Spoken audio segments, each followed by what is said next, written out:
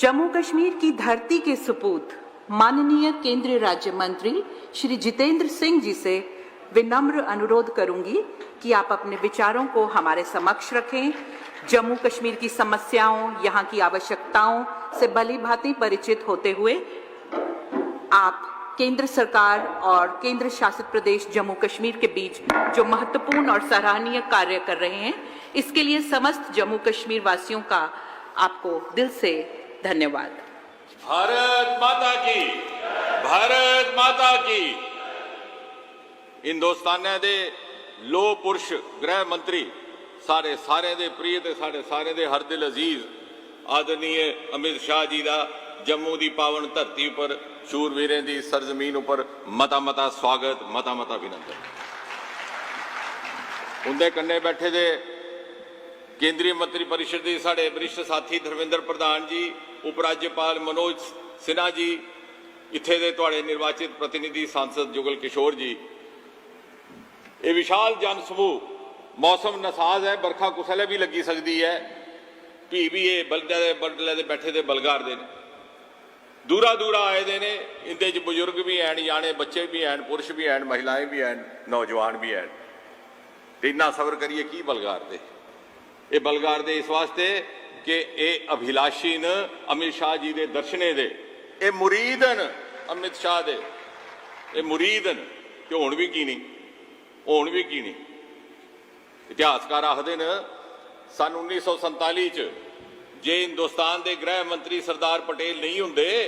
तो जम्मू कश्मीर का इतिहास किश होर हुंदा, जम्मू कश्मीर का नक्शा किश होर हुंदा। ये सरदार पटेल है जिन्हें पंडित नेहरू की मर्जी के खिलाफ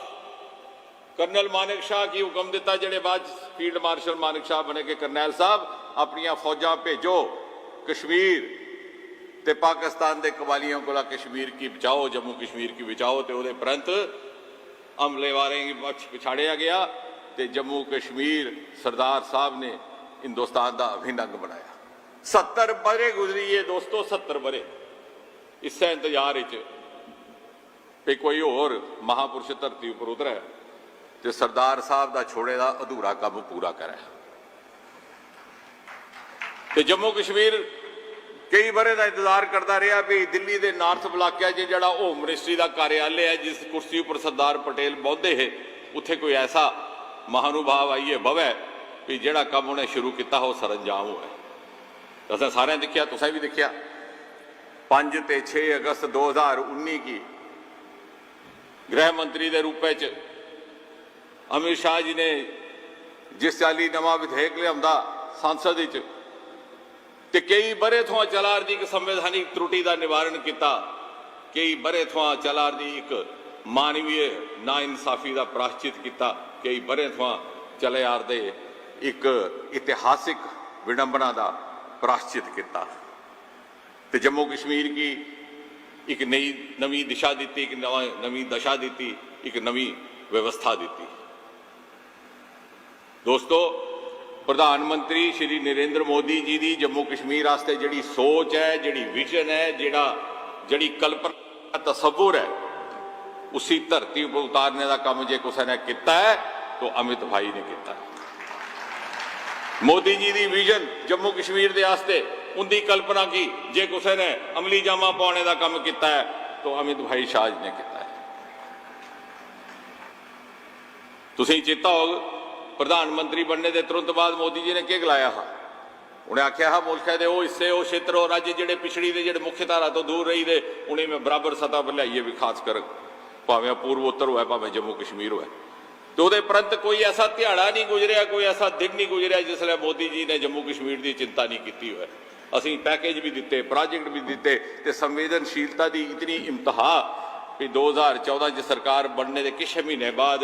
इत्थे एक प्रकोप आया बरखा का, सैलाब का, कई ग्रां रुड़ी है। इत्थे उधमपुर सारा पूरा ग्रां रुड़ी है, 4 ही घर बरखा कन्नै रुड़ी है। श्रीनगर का सारा शहर पानी च डुबी है। तो मोदी जी ने प्रधानमंत्री बनने के बाद अपनी पहली दिवाली अपने घर नहीं मनाई, अक्तूबर महीने जम्मू कश्मीर आए। मिगी भली भांति याद है दिवाली के दिहाड़े बड़लियास इत्थे पुजे, पहली बैठक मोदी जी ने इत्थे ली थी। इकबाल खांडे उस वेले चीफ सैकटरी होंगे कन्ने अधिकारी कन्ने बहिए इस गल का समाधान किया हुआ है कि उधमपुर एक पूरा पूरा ग्रां रुढ़ी गया। तो वो बाद अस श्रीनगर पुजे तरकाल होंदे होंदे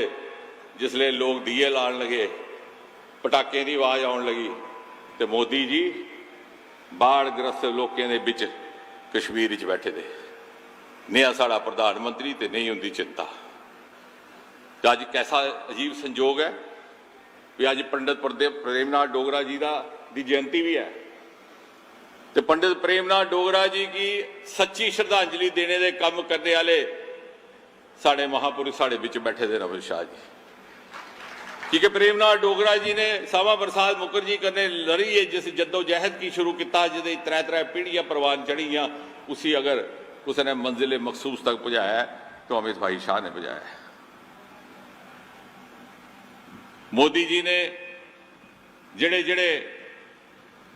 कम्मे दी हुण गनार थे मनोज भाई बड़ी गल तो है कि ना छड़े नवे काम शुरू किए बड़े रुके दे भी काम भी पटरी पुरन दे मता दूर के जाना है कठुए थोड़ा 40 बरे का रुके का शाहपुर कंडी का प्रोजेक्ट हिंदुस्तान के हिस्से का दरियाए रावी का सारा पानी पाकिस्तान जाता अज साल चो डैम तैयार हो जाना कंडी के लोगों भुली जाना कंडी कंडी की गलाते पक्कड़ डुल का 1000 मैगावाट का प्रोजेक्ट किश्तवाड़ा ये सारे काम इस वास्ते होए न कि मोदी जी की सरबराही है तो अमित शाह जी की सरपरस्ती है तो ये एक प्रगतिशील दौर है साड़ा जिहदे च अस गुजराने। मोदी जी ने अगले दिन गलाया जे दिल्ली ते जम्मू कश्मीर दे विच जिहड़ी दिल की दूरी है उसी पूरा करने का काम करना है तो उस दिले की दूरी की पूरा करने का काम अपने दिले के टुकड़े अमित शाह जी की सौंपया। मता किश नहीं गलाना आज सुरक्षित हाँ आज अपने आप की महफूज समझने क्योंकि सरबराही मोदी जी की सरपरस्ती अमित शाह जी की अंत केवल इतना आखना कि आओ अस रलीए प्रण करचै अहद करचै संकल्प करचै कि अस रलीए जम्मू कश्मीर के आस्ते मोदी जी की उंगली पकड़िए अमित शाह जी के संरक्षण जम्मू कश्मीर की मोदी जी की नवीन भारत नवे हिंदुस्तान न्यू इंडिया की विकास यात्रा का हिस्सा बनाचै ताकि कल जिसले हिंदुस्तान विश्व पटल पर विश्वमूर्ति बने का खड़ोते का है तो जम्मू कश्मीर मुकुट नूर एक दूरा लभै तो असीं फकर महसूस होवे असीं गर्व महसूस होवे। मता समय नहीं होंदा एक बारी भरी भरती है मता अभिनंदन मता स्वागत।